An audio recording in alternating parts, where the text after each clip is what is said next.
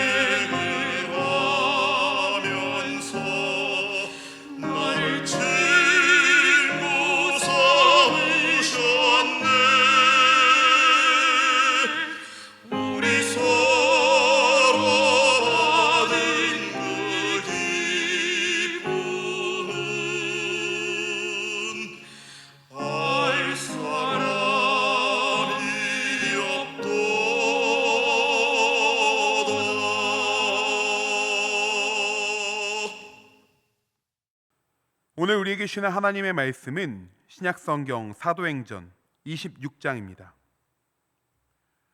사도행전 26장 19절에서 32절까지의 말씀 제가 봉독하겠습니다.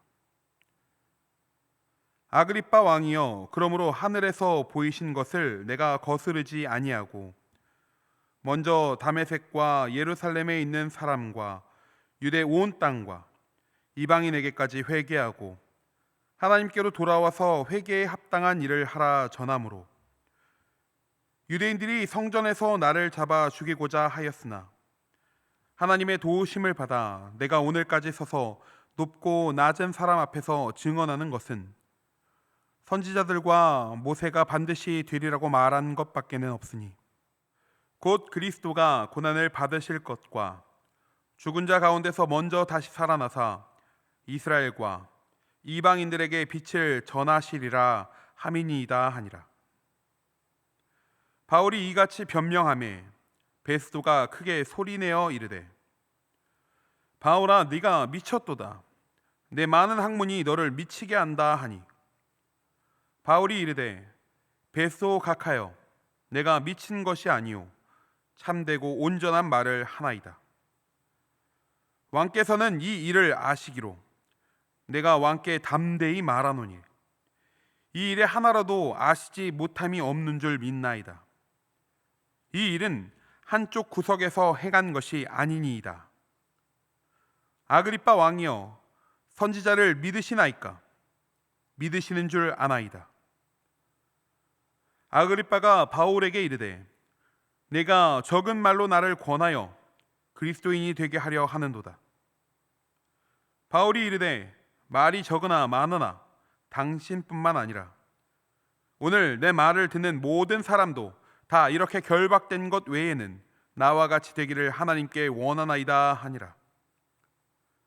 왕과 총독과 번이게와 그 함께 앉은 사람들이 다 일어나서 물러가 서로 말하되 이 사람은 사형이나 결박을 당할 만한 행위가 없다 하더라.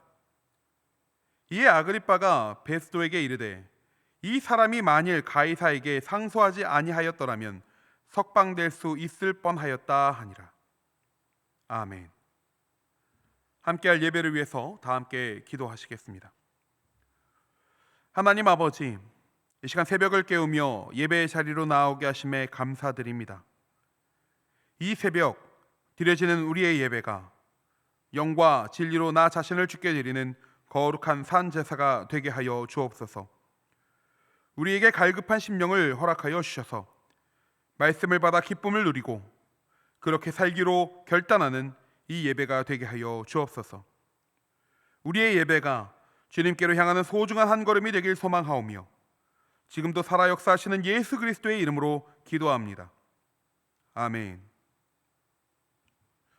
할렐루야. 오늘도 귀한 예배 가운데 나오신 모든 성도님들을 주님의 이름으로 축복합니다. 오늘 말씀은 로마의 신임과 총애를 받았던, 그래서 팔레스타인 전역을 다스렸던 아그리빠 왕 앞에서 변론하였던 사도 바울에 대한 기록입니다. 그런데 말씀의 말미를 보시면 조금 의아한 바울의 말이 등장하고 있습니다. 29절의 말씀입니다. 오늘 내 말을 듣는 모든 사람도 다 이렇게 결박된 것 외에는 나와 같이 되기를 하나님께 원하나이다. 사도 바울이 했던 말이기에 수긍이 될까 싶다가도 우리는 이 말을 마주할 때 약간 고개를 갸웃하게 됩니다. 이 말만 보십시오. 이 말을 한 사람이 얼마나 교만해 보일 법한 말입니까? 이렇게 생각해 보시면 더 다가오실 것입니다. 여러분들 모두 나처럼 되십시오! 라고 말이죠. 누군가 우리에게 이러한 말을 한다면 얼마나 황당하고 또 어이없겠습니까? 심지어 오늘 바울의 말을 듣고 있는 자들이 누구인가요? 아그리빠 왕과 베스도 총독과 같은 사람들입니다. 이 바울을 재판하기 위해 서 있던 사람들이었죠. 그들 앞에 바울은 죄인의 신분으로 서 있는 상황이었습니다. 그런데 죄인된 그가 당당하게 여러분들 나와 같이 되기를 원합니다 라고 말을 하고 있으니 얼마나 황당했을까요? 사실 우리는 바울이 그동안 해왔던 죄인됨의 고백을 잘 알고 있습니다. 그가 기록한 많은 서신들 속에서 그는 자기 스스로를 죄인이라고 고백하고 있죠. 유명한 고백, 죄인 중에 내가 괴순이라 하는 말도 있잖아요. 그렇다면 그는 무슨 생각으로 그들을 향해 나와 같이 되길 원한다 라는 이야기를 하고 있었을까요? 오늘 말씀을 살펴보며 이 말을 한 바울이 어떤 심정으로 자칫 교만해 보일 수도 있는 말을 하고 있는지, 그 속에서 우리는 무엇을 바라보고자 하는지를 살펴보기를 원합니다. 사도행전 21장부터 26장까지의 말씀은 사도 바울의 여러 재판에 대해서 기록하고 있습니다. 천부장 앞에서, 또 유대인의 공회에서, 총독 앞에서 등 여러 차례에 걸쳐 재판이 이루어집니다. 그동안 우리는 그의 이야기들을 살펴보았죠. 그때마다 바울의 모습은 어땠나요? 자신의 무죄를 변론하는 것 같은 그런 자리에서 그는 자신의 무죄가 아니라 오직 복음에 대해서만 이야기해왔습니다.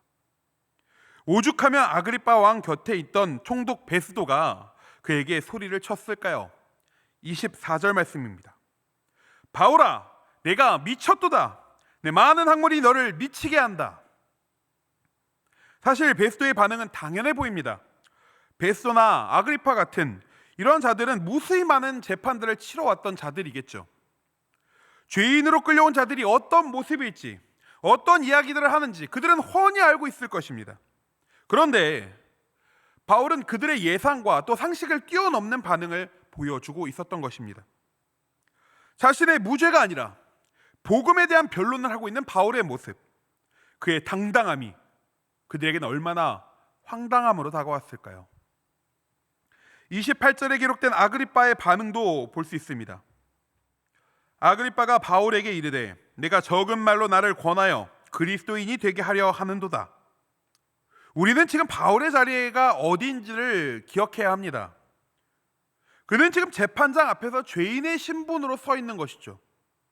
그러나 그를 판결할 자들에게서 나타난 반응은 도저히 판사로서의 반응이라고 생각하기 어렵습니다. 죄인의 자리에 있던 바울도 마찬가지죠. 앞선 본문 2절의 바울의 고백을 보시겠습니다. 아그리빠 왕이여, 유대인이 고발하는 모든 일을 오늘 당신 앞에서 변명하게 된 것을 다행히 여기나이다. 다행히 여긴다는 이 말은 아그리빠 앞에서 바울이 예의를 차린 말일 수도 있습니다. 자신에 대한 노골적인 적대감을 가졌던 자들이나 유대 풍습에 대한 이해가 부족했던 총독들과 달리 이 유대 사회에 대한 이해가 많이 있었던 아그리빠에게 변론을 할 수 있는 기회가 주어졌다는 것, 그것이 진정으로 다행으로 여겨졌을 수 있죠. 하지만 이후 22절에 기록된 것과 같이 하나님의 도우심을 받아 내가 오늘까지 서서 높고 낮은 사람 앞에서 증언하는 것은 이라고 말할 만큼 높은 자들에게 복음을 전할 기회로 오늘 이 변론을 여겼던 것입니다. 내가 이런 자리가 아니라면 어떻게 총독과 왕에게 복음을 전하겠는가 라는 마음이 아니었을까요?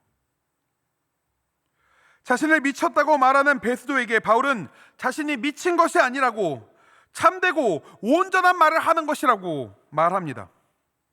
그리고 29절의 말씀처럼 이야기하는 것이죠. 오늘 내 말을 듣는 모든 사람도 다 이렇게 결박된 것 외에는 나와 같이 되기를 하나님께 원하나이다. 바울의 말을 듣는 모든 사람은 당시 그 자리에 있는 사람뿐만 아니라 그의 변론을 지켜보고 있는 우리에게도 향합니다. 오늘 바울의 말, 자신과 같이 되기를 하나님께 원한다고 말하는 그의 선포를 바라보는 여러분들은 어떤 마음이신가요? 바울이 증언한 것이 무엇인지 23절의 말씀에 보시면 잘 나와 있습니다. 곧 그리스도가 고난을 받으실 것과 죽은 자 가운데서 먼저 다시 살아나사 이스라엘과 이방인들에게 빛을 전하시리라. 빛. 이 빛은 구원의 빛을 말합니다. 예수 그리스도의 복음을 믿음으로 얻는 그 빛. 그 빛을 이야기하는 것이죠. 그 빛은 스데반을 돌로 쳐서 죽일 때 거기에서 동의하여 그 자리에서 옷을 맡아두었던 사울을, 또 예수를 따르는 자들을 쫓아다니며 박해했던 사울을 변화시켜서 이방인의 사도로서의 삶을 살게 하였고, 수도 없이 변론의 자리에 서서 자신의 무죄가 아니라 예수 그리스도의 복음을 변론하는 자로 그를 변화시켰습니다. 그러므로 나와 같이 되기 원한다 라는 이 바울의 선포는 사실 이렇게 정의할 수 있는 것입니다. 너희도 예수로 인해 구원받기를 원한다. 사랑하는 성도님들께 아주 조심스럽게 여쭤보겠습니다. 여러분들 구원 받으셨습니까? 나를 위해 이 땅에 오신 예수 그리스도, 나의 죄를 대신 지고 십자가에 달려 물과 피를 다 쏟고 죽으신 그 예수 그리스도, 사망 원세를 이기시고 사흘 만에 부활하신 예수 그리스도, 그 예수 그리스도를 믿고 구원을 받으셨습니까? 이 믿음의 고백이 단순히 우리의 입술의 고백을 넘어서서 우리의 전심으로, 우리의 영혼의 고백으로 그 믿음이 나의 믿음 되심을 고백하십니까? 이 고백이 우리 안에 날마다 새롭게 되어 우리의 삶의 모든 자리에서 영향을 미치길 소망합니다. 그때에 나와 같이 되길 원한다 라고 표현되었던 바울의 선포가 바로 우리의 선포가 될 수 있는 것입니다.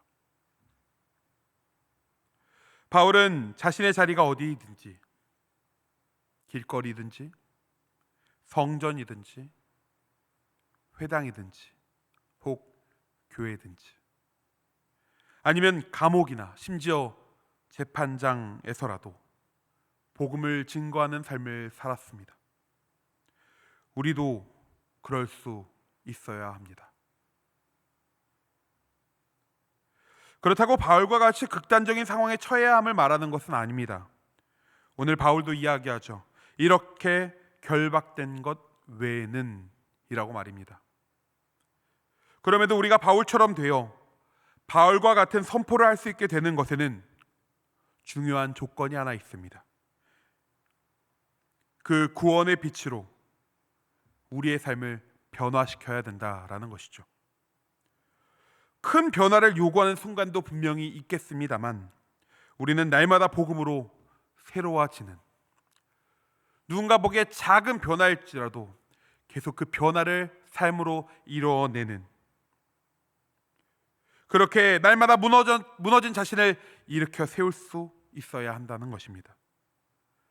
바울의 삶과 같이 우리의 삶이 그 삶 자체로 복음의 증거가 되는 것이죠.